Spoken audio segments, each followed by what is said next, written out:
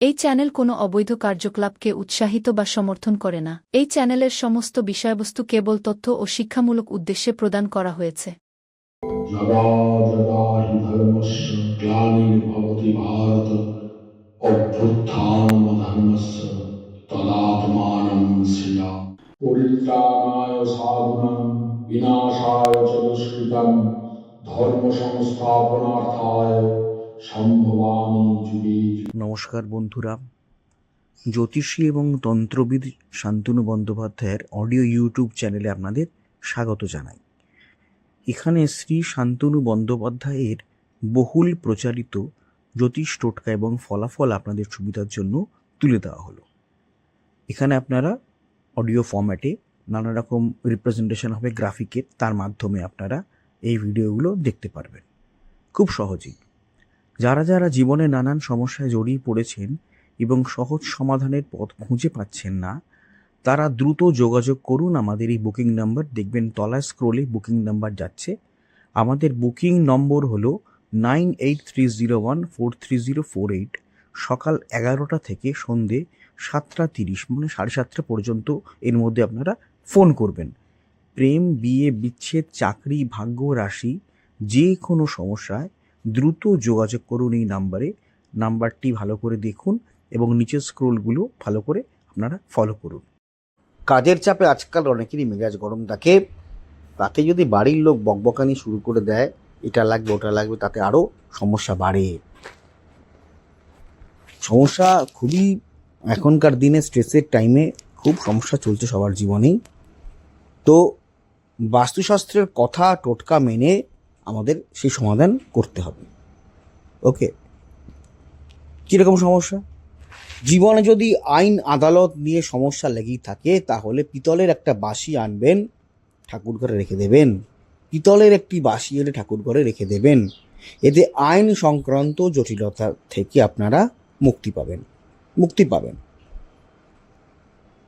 পিতলের একটি বাঁশি। পারিবারিক সমস্যা বা দাম্পত্য কলহ থেকে রেহাই পেতে দরজার সামনে কি রাখবেন? একটা গর্ত করতে হবে। বাড়ির উঠোনে দরজার সামনে একটা গর্ত করুন। একটা বেদানা গাছের এক টুকরো শিকড় সেই গর্তে ফেলে মাটি চাপা দিয়ে দিন। রাত্রিবেলা কাজটি করবেন, তাহলে কিন্তু অনেক দাম্পত্য কলহ কমে যাবে। আগের তুলনায়, অতীতের তুলনায় বর্তমানে দাম্পত্য কলহ কমাতে গেলে এই কাজটি করবেন। দরজার বাইরে, প্রধান দরজার বাইরে, বাড়ির উঠোনে যে জায়গাটি সুটেবল মনে হয় সেখানে একটি গর্ত খুঁড়ে একটা বেদানা গাছের এক টুকরো শিকড় ফেলে মাটি চাপা দিয়ে দেবেন। রাত্রিবেলা করবেন কাজটি, তারপরে দেখুন কি ফললাভ করেন। আরেকটি হচ্ছে, মেজাজ মর্জি ভালো না থাকলে, ইরিটেশন হলে, বিরক্তি লাগলে, ফ্রাস্ট্রেটেড লাগলে কি কাজ করবেন? মেজাজ তো গরম হবেই হবে। রাতে ঘুমানোর সময় চমৎকার টোটকা একটা, রাতে ঘুমানোর সময় বালিশের তলায় একটা রূপোর কয়েন রেখে দিন। রূপোর একটা পরিষ্কার নতুন কয়েন কোথায় রাখবেন? বালিশের তলায়। এই কাজটি পরপর 15 দিন করে দেখুন, উপকার হবে। অর্থাৎ বালিশের তলায় রাখলেন, পরদিন বালিশটা পরিষ্কার করে রেখে দিলেন যেখানে রাখার, গুছিয়ে। কয়েনটিও পরিষ্কার স্থানে রেখে দিন। আবার সময় কয়েনটি নিন, বালিশের তলায় রাখুন এবং ঘুমিয়ে পড়ুন। পরদিনও সেই কাজটি করবেন। 15 দিন টানাই কাজটি করুন। ফ্রাস্ট্রেশন এবং মাথা গরম থাকলে কিন্তু কমে যাবে, সেখান থেকে মুক্তি পেয়ে যাবেন। যদি ব্যবসায় মনের মতন লাভ না হয়, গ্রাহকের সংখ্যা বাড়ছে না, সেক্ষেত্রে একটি উপায় আছে। দোকানের দক্ষিণ দিকে একটা বাল্ব জ্বালিয়ে রাখুন। দোকানের দক্ষিণ দিকে একটা বাল্ব জ্বালিয়ে রাখবেন।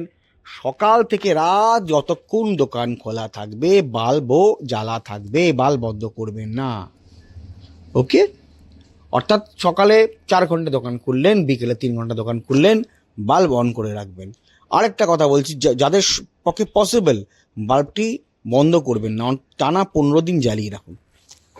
বাল্বটি বন্ধই করবেন না। দোকানের দক্ষিণ দিকে বাল্ব লাগাবেন, বাল্বটি বন্ধই করবেন না, টানা 15 দিন জ্বালিয়ে রাখুন। একান্ত সম্ভব না হলে যতক্ষণ দোকান খোলা থাকবে ততক্ষণ বাল্বটি জ্বালিয়ে রাখবেন, সকালে বা রাতে।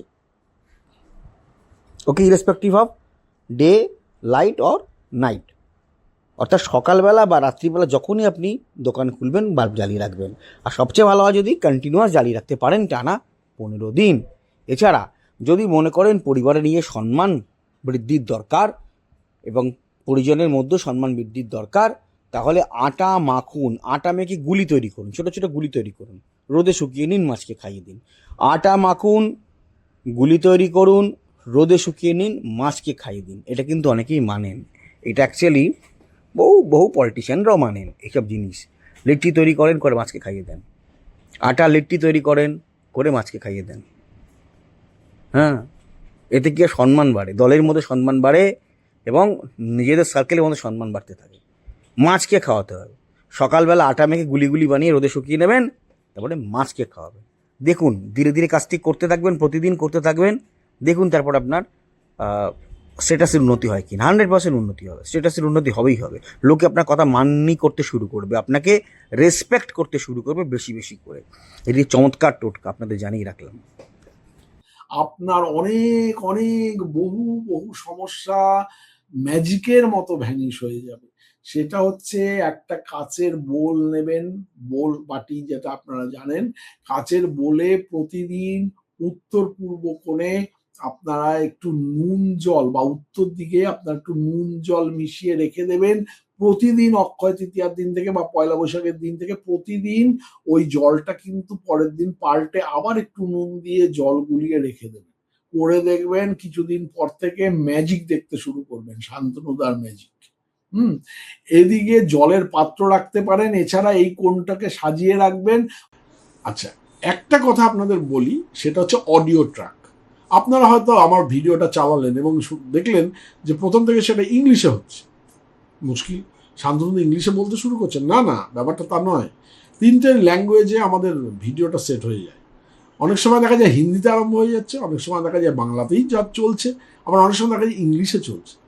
তো এটা যখন আপনারা চলবে তখন আপনারা কি করবেন? কিচ্ছু না, ভিডিওর যেটা চলছে তার ঠিক ডান দিকে দেখুন কোনায় একটা চাকার মতো একটা সাইন আছে, একটু ক্লিক করলে দেখতে পান চাকার মতো সাইন আছে। সেই সাইনটাকে ক্লিক করবেন। ক্লিক করার পরে দেখবেন নিচে অডিও ট্র্যাক বলে একটা লেখা দেখাচ্ছে। ওই যে বারটা আসবে, বারের নিচে অডিও ট্র্যাক আছে। ওই অডিও ট্র্যাকটা ক্লিক করবেন। ক্লিক করলেই দেখবেন ওখানে বেঙ্গলি অরিজিনাল দেখাবে। যেখানে হয়তো হিন্দিতে চলছে, হিন্দি নিচে রয়েছে, কিন্তু বেঙ্গলি অরিজিনালে আপনারা ক্লিক করে দেবেন। যদি বেঙ্গলি অরিজিনালে ক্লিক করে দেন তাহলে কিন্তু আপনারা বাংলাতেই আবার আমার কথাটা শুনতে শুরু করবেন। হ্যাঁ, সুতরাং চিন্তা করার কোনো কিছু নেই। এই যে আমি স্ক্রিনে দেখিয়ে দিলাম, এইভাবে আপনারা অডিও ট্র্যাকটাকে জাস্ট চেঞ্জ করে নেবেন। হ্যাঁ, অডিও ট্র্যাকটা চেঞ্জ করলে আপনারা আবার পুনরায় আপনারা বাংলায় বা ইংলিশে বা হিন্দি থেকে আপনারা বাংলায় ফিরে আসতে পারবেন। যাই হোক।